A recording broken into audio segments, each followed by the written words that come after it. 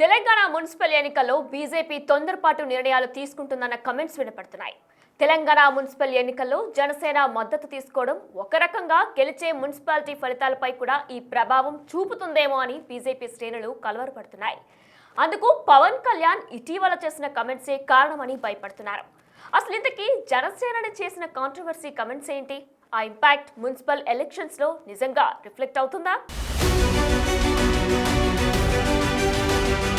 తెలంగాణలో ఎన్నికలు వచ్చిన ప్రతిసారి అవి ఏ ఎన్నికలైనా కాషాయ పార్టీ అంచనాలు భారీ స్థాయిలో ఉంటాయి. అయితే గత అసెంబ్లీ ఎన్నికల నాటి నుంచి సర్పంచ్ ఎన్నికల వరకు ఒక్క పార్లమెంట్ ఎన్నికల్లో మాత్రమే ఆ పార్టీకి గౌరవనీయ సీట్లు లభించాయి. అసెంబ్లీ పంచాయతీ ఎన్నికల్లో నామమాత్రపు సీట్లతో కాంగ్రెస్ బీఆర్ఎస్ల తరువాతి స్థానానికి పరిమితమైంది. అయినా మున్సిపల్ ఎన్నికల్లో ఒంటరి పోరి అంటూ ఓవర్ కాన్ఫిడెన్స్ ప్రదర్శించారు కాషాయ నేతలు. మరి తెలంగాణ బీజేపీలో రాత్రికి రాత్రే ఈక్వేషన్లు మారిపోయాయి. మొన్నటి వరకు పొత్తులు లేవు, పొత్తు పొడుపులు లేవన్న ఆ పార్టీ ఉన్న ఫలంగా రూట్ మార్చింది. అర్ధరాత్రి హైదరాబాద్ లో జనసేన అధ్యక్షుడు పవన్ కళ్యాణ్ ఇంటికి వెళ్లిన తెలంగాణ బీజేపీ అధ్యక్షుడు రామచంద్రరావు, కేంద్ర మంత్రి కిషన్ రెడ్డిలు ఆయన మద్దతు కోరారు. వారలా పవన్ కళ్యాణ్ ఇంటి తలుపులు తట్టడం తెలంగాణ రాజకీయాలతో పాటు ఆ పార్టీ శ్రేణుల్లో చర్చనీయాంశంగా మారింది. ఆంధ్రప్రదేశ్ లో అధికారంలో ఉన్న టీడీపీని పక్కన పెట్టి తెలంగాణలో ఉనికి ప్రశ్నార్థకమైన జనసేన పార్టీతో జతకట్టి ఇప్పుడు మున్సిపల్ ఎన్నికల్లో ఉమ్మడి ప్రచారం చేస్తామనటం ఎవరికీ అంతుపట్టకుండా తయారైంది. టీడీపీ తెలంగాణలో ప్రత్యక్ష ఎన్నికలకు దూరమైన ఆ పార్టీకి గణనీయమైన క్యాడర్ ఉందన్న విషయాన్ని కాషాయ నేతలు మర్చిపోయారేమో అన్న సెటైర్లు ఎక్కువవుతున్నాయి. తెలంగాణలో అడ్రస్ లేని పార్టీలు ఆంధ్ర పార్టీలతో పొత్తులు పెట్టుకుంటే తెలంగాణలో తమ పార్టీ డ్యామేజ్ అవుతుందని భావిస్తూ కాషాయ నేతలు మున్సిపల్ ఎన్నికల సందర్భంగా ఓవర్ కాన్ఫిడెన్స్ ప్రదర్శించినట్లు కనిపించారు. అయితే ఇప్పుడు వారు ఇంటికొచ్చి వేడుకోవడంతో పవన్ కళ్యాణ్ మున్సిపల్ ఎన్నికల్లో ప్రచారానికి 2 రోజులు కాల్ షీట్ ఇస్తున్నట్లు ప్రకటించారు. అదే బీజేపీ క్యాడర్ ను ఉలిక్కి పడేలా చేస్తుందట.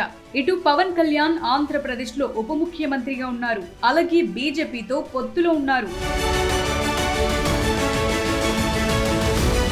రాష్ట్ర విభజనను జనసేనాని వ్యతిరేకించారు. ఆ క్రమంలో ఆయన ఇటీవల చేసిన కామెంట్స్ ను ఇప్పుడు ప్రత్యర్థి పార్టీలు తమ రాజకీయ ప్రయోజనాల కోసం వినియోగించుకునే అవకాశాలున్నాయంటున్నారు. వాస్తవానికి జనసేనకు తెలంగాణలో క్యాడర్ లేదు, ఓటు బ్యాంకు కూడా లేదు. అయితే పవర్ స్టార్ సినీ ఫ్యాన్స్ కు మాత్రం కొదవలేదు. కాకపోతే సినిమా అభిమానం వేరు. పవన్ ను అభిమానించే ఫ్యాన్స్ అంతా తెలంగాణలో ఏదో ఒక పార్టీ పట్ల సానుకూలతతో ఉంటారు. అందులో బీజేపీ కూడా ఉండొచ్చు. పైగా ఇటీవల తూర్పుగోదావరి జిల్లాలో పవన్ కళ్యాణ్ మాట్లాడుతూ అక్కడి కొబ్బరి తోటలు ఎండిపోవటానికి కారణం నరదిష్టి అని పేర్కొన్నారు. రాష్ట్రం విడిపోవటానికి తెలంగాణ నేతలే కారణమని వ్యాఖ్యానించారు. ఆ ఫ్లోలు కోనసీమ పచ్చటి అందాలకు, కొబ్బరి చెట్లకు తెలంగాణ వారి దిష్టి తగిలిందన్న అర్థం వచ్చే రీతిలో వివాదాస్పద వ్యాఖ్యలు చేశారు. ఆ క్రమంలో జనసేన బీజేపీకి మద్దతిస్తుందని పవన్ కళ్యాణ్ ఈ నెల 7, 8 తేదీల్లో తెలంగాణ మున్సిపల్ ఎన్నికల్లో ప్రచారం చేస్తారని ప్రకటన వచ్చిన తరువాత సోషల్ మీడియాలో ఆ వీడియోలను ప్రత్యర్థి పార్టీల వారు వైరల్ చేస్తున్నారు.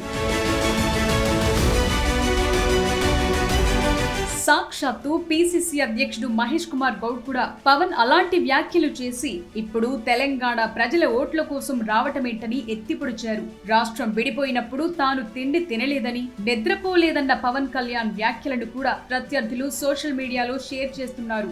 బీజేపీ తెలంగాణలో అంతో ఇంతో బలంగా ఉంది. గత పార్లమెంట్ ఎన్నికల్లో 8 స్థానాల్లో గెలిచింది. అలాంటి బీజేపీకి ఇప్పుడు పవన్ కళ్యాణ్ వచ్చి ప్రచారం చేస్తే మున్సిపల్ ఎన్నికల్లో నష్టం వాటిల్లక తప్పదన్న హెచ్చరికలు వినిపిస్తున్నాయి.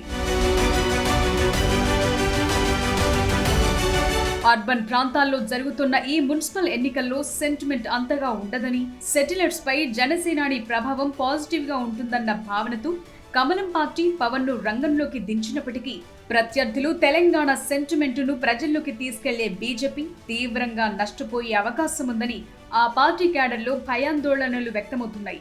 మరి జనసేనాని మద్దతు కోరి మరీ తెచ్చుకుంటున్న బీజేపీ ఫేట్ ఈ ఎన్నికల్లో ఎలా ఉండబోతోందో చూడాలి.